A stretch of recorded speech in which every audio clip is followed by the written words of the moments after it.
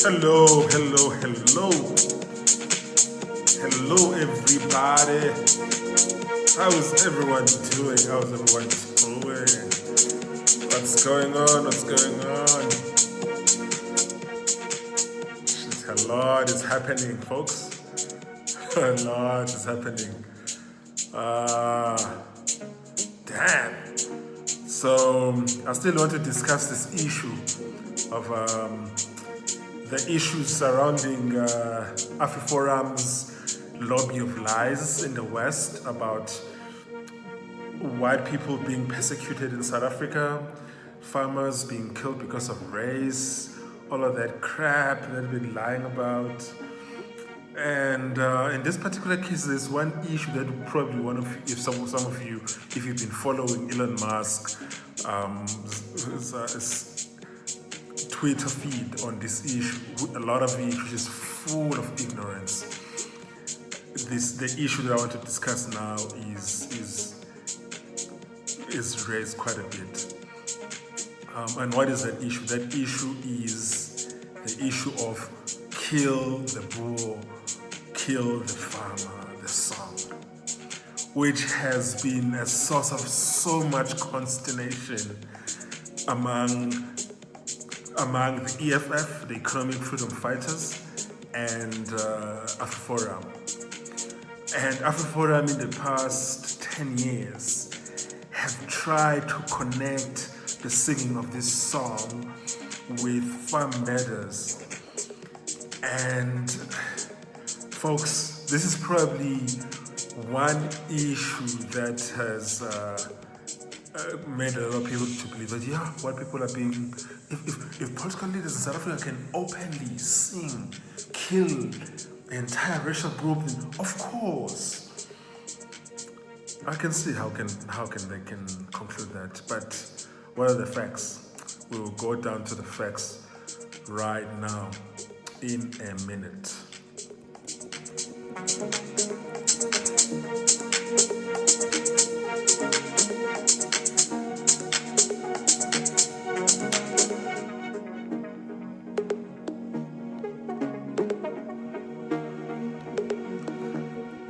So where are we?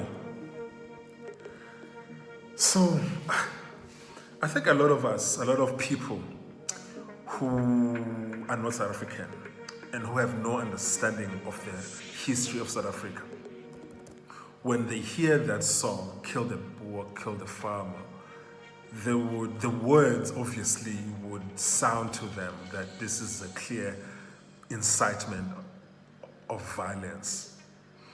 And I think AfriForum have used this lack of understanding of context in the international community, context with regards to this song in particular and our struggle as South Africans, to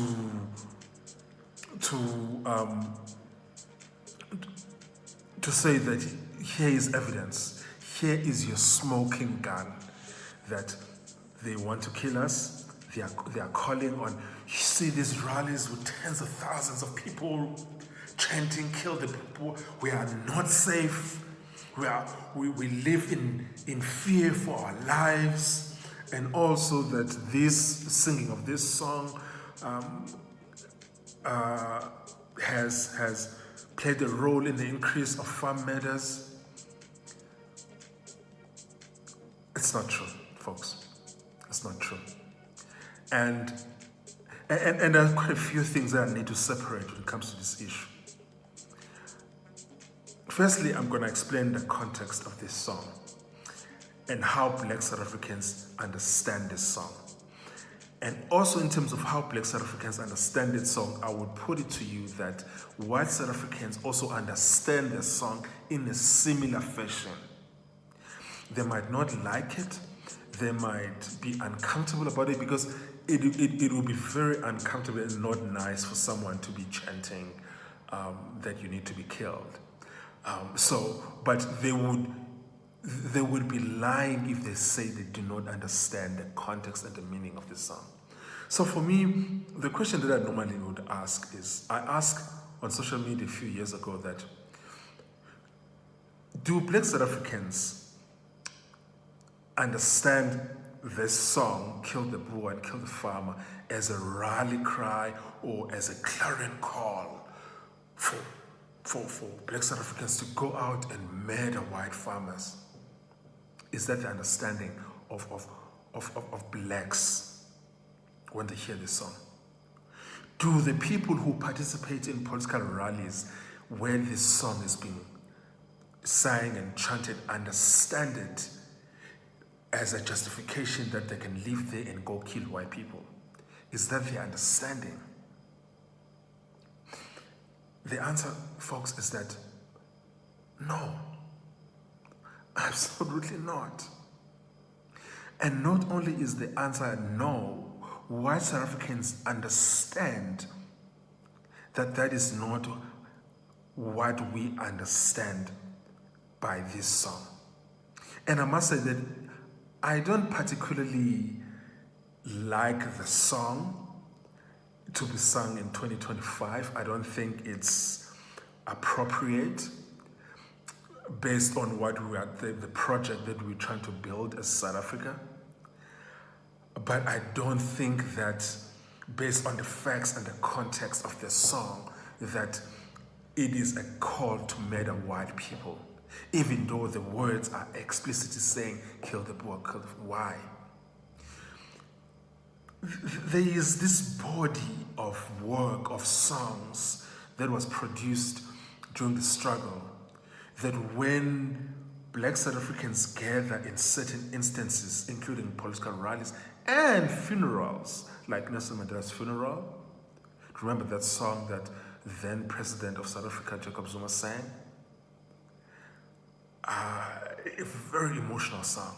But if you listen to the lyrics of that song, white South Africans could claim also that that song claims that the land of South Africa belongs only to black people, not to white people. Because it says that Thina Sizwe esimnyama sikhalela umhlaba wethu owathathwa ngabamhlophe, which means Thina Sizwe, we the black nation, we are mourning, we're in great lamentation over our land that was taken by white people. And then it continues, it says, Abawuyeke, abawuye kumhlaba wethu, which means they must leave our land. That's basically what it means. So I know some CNN and others covered Mandela's funeral. They heard the song, they inquire about the meaning of the song, they assume that this is incitement. This is incitement. Maybe also the song of Kill the Boer is more explicit in terms of, because it says kill them. But these songs were written when we were in a war. And now they play a part of memorializing our struggle. No one understands these songs as a call right now to action what is being said on those songs. Because a lot of these songs, the content of these songs, if they were to interpret it literally in 2025, they would be inappropriate in a free and democratic South Africa, which then they can't then be understood to be literal. But also, that's not what black South Africans understand these songs to be. Not only so, the AfriForum took the Economic Freedom Front to court, the Equality Court, which covers human rights violations, offenses, and alleged that this song was hate speech. And South Africa is one of the few countries in the world that has hate speech actually codified in law. And it has a very clear and specific definition of hate speech and how it is to be separated from protected free speech. The Equality Court dismissed this case against AfriForum that this song is hate speech.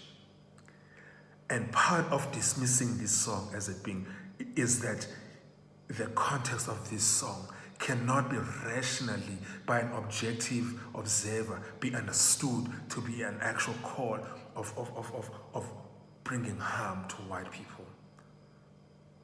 That's not what an objective, rational observer will interpret it to mean, because that's not what it means. Also, in their court case against AfriForum, against the EFF, they alleged that there is a link between the singing of this song and the killing of white farmers. But they failed to produce any evidence at all that connects the singing of this song with killing of white farmers. And hence, if the Quality Court dismissed both the claims that it is hate crime, it also dismissed the claim that it has incited murder of white farmers. AfriForum took this ruling was in 2022. AfriForum took this ruling, appealed it to the Supreme Court of Appeal of South Africa, which in 2023 agreed to take the case and hear the appeal, and in 2024 dismissed the case in its entirety.